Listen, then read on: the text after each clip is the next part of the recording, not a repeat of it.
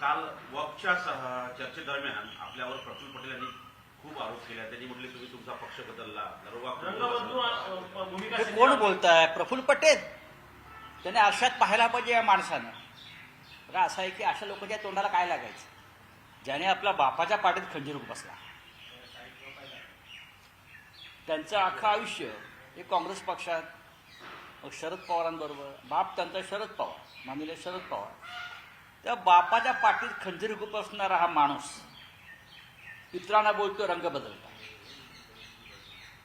आता या माणसाला काय बोलायचं? मला भारतीय जनता पक्षाची कीव आहे. समोर गृहमंत्री अमित शहा बसले होते असं वाटतंय मला. कोणते कोणते नमुने भारतीय जनता पक्षामध्ये आणले ज्या प्रफुल्ल पटेलांवर नरेंद्र मोदींनी दाऊदचा हस्तक असल्याचा आरोप केलाय. स्वतः दाऊदचा हस्तक, इक्बाल मिर्ची त्याच्याबरोबरचे व्यवहार केल्यामुळे त्यांच्यावरती ईडीच्या कारवाया झाल्या, त्यांच्या संपत्त्या जप्त झाल्या, त्यांच्या घरामध्ये ईडी घुसली. असा आरोप कोणत्याही राजकारणावर झाला नाही अलीकडच्या काळामध्ये. देशाचा सगळ्यात मोठा दुश्मन पाकिस्तानात जो आश्रयाला आहे त्याच्याबरोबर प्रफुल्ल पटेलचे संबंध, म्हणजे ते दाऊदच्या पक्षात पण जाऊन आले. दाऊदच्या पक्षातून भाजपात आले. भाजपात का गेले? तर आपली संपत्ती वाचवायला. तुरुंगात जाण्याची भीती असल्यामुळे त्याच्यापासून बचाव करण्यासाठी प्रफुल्ल पटेल दाऊदच्या सगळ्या संबंधांसह भाजपात गेले आणि राष्ट्रवादाची, राष्ट्रीय सुरक्षेची भाषा करणारे अमित शहाने त्यांना आपल्या पक्षामध्ये ठेवून घेतले. काय ते वॉशिंग मशीन. अशा प्रफुल्ल पटेल हे संसदेमध्ये आहे. आम्हाला लाज वाटते हो. दाऊदचे हस्तक भाजपने आपल्या पक्षामध्ये घेतले आणि हे दुसऱ्यांना निष्ठेच्या गोष्टी सांगतात, रंग बदलण्याच्या गोष्टी सांगतात. अजित पवारनी स्वतःचं अवमूल्यन करून घेतलंय. अजित पवारनी प्रफुल्ल पटेल सारख्या माणसाला, हे दलाल आहेत सगळे. प्रफुल्ल पटेल सारखे लोक हे कोणाचे नाहीत, ते दलाल आहेत. कधी काँग्रेस पक्षाचे दलाल करत होते, कधी राष्ट्रवादी काँग्रेस शरद पवार पक्षाला बाप बाप बाप बाप फिरत होते. मग दाऊद इब्राहिमची दलाली केली असं वाटतंय. आणि इथे आल्यावरती मग त्यांची संपत्ती सगळी मोकळी झाली, साधारण 1000 कोटीची. अशा लोकांनी संसदेमध्ये उभं राहून त्यांची बोलण्याची लायकी आहे. आम्ही कसले रंग बदल? अहो, आम्ही माननीय बाळासाहेब ठाकरे यांच्या पक्षामध्ये, माननीय उद्धव ठाकरे यांच्या पक्षामध्ये आहोत. तुमचे रंग आधी पहा, नक्की तुमचा कोणता रंग आहे. तुम्हाला दाऊद इब्राहिमचा हिरवा रंग लागलेला आहे आणि हे तुम्ही वॉकवर बोलता. तुम्हाला दाऊद इब्राहिमचा, आणि मी प्रफुल्ल पटेलला सांगतो माझ्या नादाला लागू नको. नागडा करेन. तिथे भाजपच्या लोकांना चमचेगिरी करून दाखवत होते काल. त्यांच्या अशा घाण दळभद्र्यांच्या तोंडाला लागणं म्हणजे महाराष्ट्राचा अपमान. हे शत्रू आहेत महाराष्ट्राचे. कशाला उगाच तुम्ही प्रफुल्ल पटेल यांच्याविषयी आम्ही नमस्कार करतो, पण काल त्यांनी अगदी जणू काय मी आकाशातून निष्ठेचा एक मूर्तिमंत पुतळा पडलेलो आहे खाली, फार मोठा राष्ट्रभक्त आहे अशा पद्धतीने. बघा, त्यांची जर मी इतिहास काढायला लागलो सगळा, त्यांना महाराष्ट्र सोडून जावा नाही, मी आत्ता सांग. आणि हे लोक देवेंद्रजीच्या बाजूला बसणार. काय लेवल आहे का फडणवीसांची? हे लोक मोदी, अमित शहा झाले कायम वाकलेले लोक आहे. त्यांना पाठीचा कणा नाही. हे आमच्या महाराष्ट्राचं नेतृत्व या संसदेमध्ये करतायत धंपक लोक. आणि भारतीय जनता पक्षाचे लोक अशा लोकांना खांद्यावर काय भाजपने सुद्धा स्वतःची लायकी याच्यात दाखवून दिलेली. हे प्रफुल्ल पटेल सारखा दाऊद इब्राहिमचा आरोप आम्ही नाही केला, हा देशाच्या प्रधानमंत्र्यांनी केला. कुछ लोग मिर्ची का व्यवहार करते हैं, कुछ लोग मिर्ची से व्यवहार करता है. हे भंडाऱ्यातून कोण बोललं? कुठला मिर्ची? कोणाविषयी बोलले? ईडीचं केस पहा, तपासा. नंतर तुम्ही भाजपमध्ये जाऊन त्यांचे बूट चाटून, त्यांची चाटुगिरी करून हे आरोप धुवून काढण्याचा प्रयत्न केला. पण आरोप आहेत, संबंध आहेत. दाऊदशी व्यवहार, इक्बाल मिर्चीशी व्यवहार, बॉम्बस्फोटातला आरोपी, मुंबईमध्ये 100च्या वर ज्याने बॉम्बस्फोट केले, घडवले, दंगली घडवल्या, अशा माणसाशी व्यवहार. आता ते खुलासा करतील, मला ईडीने क्लीन चिट दिली, भाजपचे बूट चाटून ईडीने क्लीन चिट दिली, मोदी शहांची धुणी भांडी करून क्लीन चिट मिळवली, आताही तेच करताय. तेव्हा रंग बदलण्याच्या गोष्टी शिवसेनेच्या बाबतीत करू नका, तुम्हाला महाग पडेल. चला पुढे, पुढला प्रश्न. शरद पवार कालच्या पास झाला गैरहजर होते. राज्यसभामध्ये वक्फ पास झाला, ज्या प्रकाराने आरोप प्रत्यारोप केले गेले. आरोप प्रत्यारोप म्हणजे हे दाऊदच्या हस्तक आरोप प्रत्यारोप करत होते. असे खूप लोक आहेत, भ्रष्ट लोक, सगळे दुनियाभरातले भ्रष्टाचारी भाजपात घेऊन बहुमत मिळवलेलं आहे. भ्रष्टाचारांचं बहुमत आहे हो, आणि आमची लढाई भ्रष्टाचाराविरुद्धच आहे. या सगळ्या वक्फच्या जमिनी ज्या आहेत 2 लाख कोटीच्या, या भविष्यामध्ये कोणाच्या घशात जात आहे बघा, त्यातला 5-25 जमिनी नक्की प्रफुल्ल पटेल घेणार. जे दाऊदची जमीन घेऊ शकतात ह्या जमिनी सुद्धा घेणार हे लोक. हा सगळा जो खेळ चाललेला आहे हा जमिनी घेण्याचा आहे, जमिनींवरती कब्जा मिळवण्याचा आहे. हा भ्रष्टाचार आहे. आम्ही जे मतदान केलं हे या भ्रष्टाचाराविरुद्ध, हा भ्रष्टाचार रोखण्यासाठी मतदान केलं. काल त्या चर्चेमध्ये आणि सभागृहामध्ये शरद पवार गैरहजर होते. शरद पवार साहेब आजारी, त्यांची प्रकृती बरी नाही आहे. त्यांच्या सदस्य फौजिया खान उपस्थित होत्या, त्यांनी चांगले मुद्दे मांडले, त्यांनी काही चांगल्या सुधारणा सुचवल्या. लोकसभेत त्यांचे लोक हजर होते. बोला सर, पुण्यातलं जे मंगेशकर रुग्णालय आहे त्यामध्ये एक साधे उपचार करण्यासाठी 20 लाख रुपयाची डिमांड करण्यात आली. आणि महत्वाचं म्हणजे त्यामुळे त्या महिलेचा मृत्यू झाला. हे या संदर्भात खुद्द देवेंद्र फडणवीसांच्या कार्यालयाच्या वतीनं देखील असतं. ती महिला भाजपचे जे आमदार आहेत अमित गोरखे, त्यांच्या पीएची पत्नी होती. भिसे म्हणून त्यांचे पी आहेत अमित गोरखेंचे, त्यांच्या या पत्नी आहेत. त्यांच्या या पत्नी आहेत. आता विचार करा, भारतीय जनता पक्षाच्या कार्यकर्त्या असलेल्या पत्नीची पत्नी, जिच्यासाठी देवेंद्र फडणवीस यांच्या कार्यालयातून रुग्णालयात फोन गेले असं सांगितलं जात आहे, तरीही त्या भिसे नावाच्या कुटुंबावर ही आफत आली. एका मातेचा करुण अंत झाला. काय करता तो देवेंद्र फडणवीस सरकारला 100 दिवस झाले म्हणून भविष्याचा वेध घेत बसलेले आहेत. मला असं वाटतं की ही जी कामं आहेत गोरगरिबांची, ही देवेंद्र फडणवीस यांच्या लेवलची नाही आहे. त्यांची लेवल खूप मोठी आहे. गोरगरीब मध्यमवर्गीय यांची कामं तडफडून मरत आहेत, शेतकरी तडफडून मरत आहेत, गरीब ही मंडळी योजना कागदावर आहेत. हो, एकनाथ शिंदे, अजित पवार हे तोंडाला असे पोपट बांधून फिरत आहेत, पोपटपंची करत. आणि देवेंद्र फडणवीस यांची झेप खूप मोठी आहे. म्हणजे अडाणी, अंबानी, टाटा, बिर्ला, ठेकेदार मोठे मोठे, त्यांची कामं होत आहेत.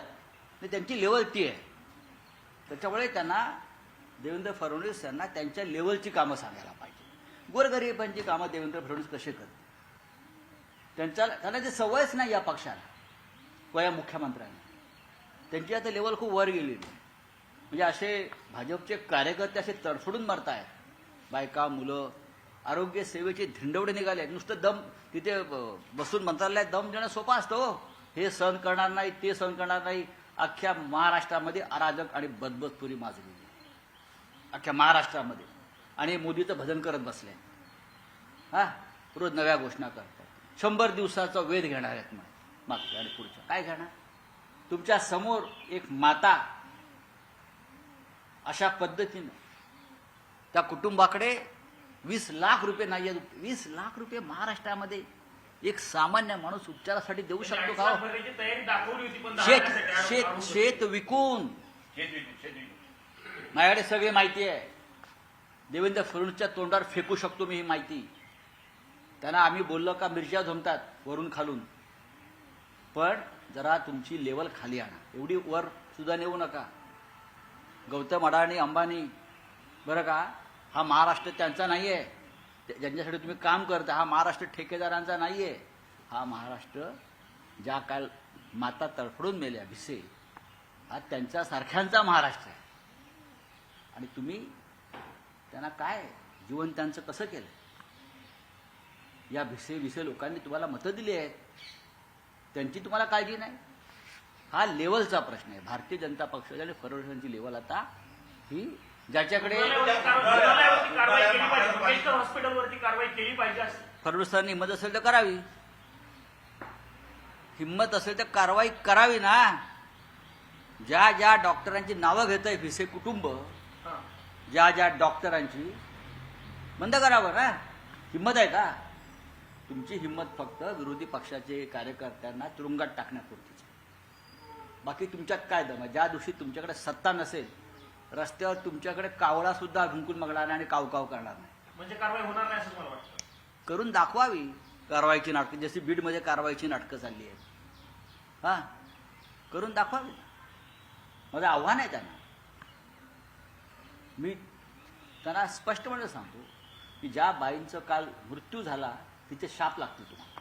त्यामुळे देवेंद्र फडणवीस म्हणतात की संजय राऊत जर बोलतात तर ते त्यांनी माझ्या लेवलचे प्रश्न विचारावे. संजय राऊत का त्या प्रश्नांना उत्तर देणार मग त्यांची लेवल दिसली ना, काल बाई मेल्या ना, त्या मरण पावल्या बाई. त्यांची लेवल दिसली ना महाराष्ट्रात काय ते. त्यांची लेवल सामान्य, आम्ही सामान्य आणि मध्यमवर्गीयांच्या प्रश्नांवर बोलतो, ती त्यांची लेवलच नाही.